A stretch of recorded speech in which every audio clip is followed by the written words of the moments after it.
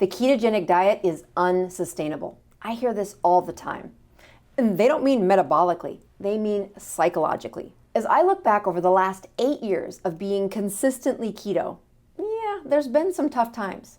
That weight loss, weight gain, and weight stalls, well, I try to share them with you, but they are times where being consistently keto has lots of draw to leave the keto lifestyle and say, oh, that was a chapter for the problems I had then. As I look at the reasons I first got into the ketogenic diet, I did it to help my mom.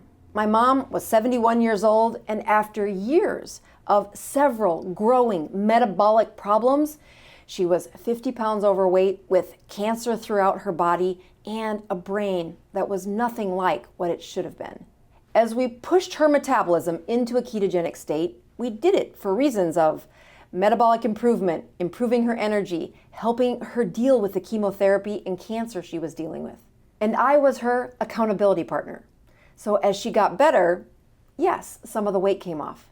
And it came off of me too. The first wave of weight loss was welcome, along with what was the best energy she had in her life. And my energy wasn't all that bad either. In recent years, I've leveled up my ketogenic journey by adding fasting every week.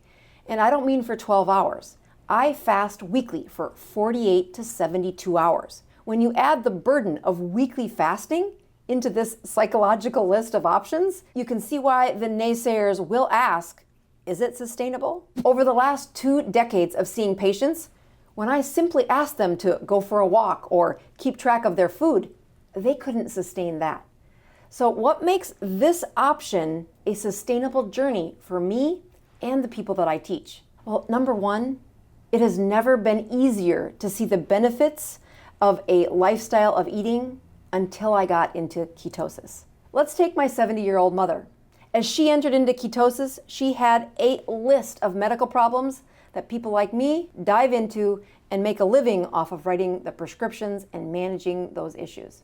Once on the ketogenic diet, her energy soared, her brain woke up again, and some of those metabolic issues that I said were not treatable, well, they got all the way better. When I have patients kicking and screaming that they can't keep an exercise routine or they can't stay to a diet, it's because they don't feel anywhere close to as good as we did. My ability to stay the course in ketosis isn't just in honor of my mother's resurrected health, but it's also because I don't want to end up on that journey. And I'm the one who helped her get there. She was doing exactly what Western medicine said needed to be done with the problems she had.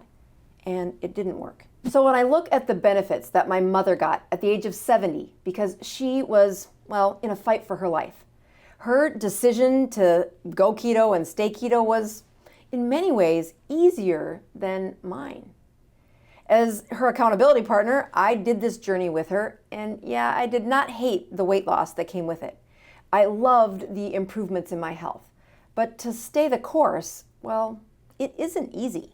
That psychological burden is pretty easy to see when you realize that I fast every week, I do eat in a narrow eating window, and it's often really difficult to say no to some of the most tempting foods that I used to eat. But the answer of how I stay the course has a lot to do with my why. I originally did this because my mother needed the help.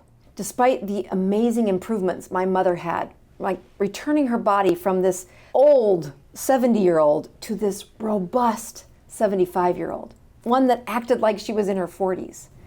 Well, she died. She died of COVID during the 2020 pandemic. And when that happened, my why disappeared. I was doing this to be, well, her support. And it took me almost a year to really find, why do I want to stay keto if my mom's not here? The answer was difficult for me to find. At first, I couldn't find a good reason to stay keto. Sure, I felt better, but maybe that was good enough. It wasn't until I adapted my why to the new season of this life. And that is, when I look at the pleasure I get for teaching other people about why a ketogenic diet can be so helpful to them, in my heart, it feels like I'm helping my mom. That she needed me to be a doctor for many years, but then she needed me to be a daughter, one that would do a journey with her. And my best days are when I'm serving people, when I'm treating them just like I treated my mom. Once I was able to morph that why into a purpose-driven life, that I'm going to teach you just like I taught my mom. And that's one way she stays alive in every person I teach. That adaptation of my why is how I will sustain a ketogenic diet until the day I die. What makes this diet sustainable is your why.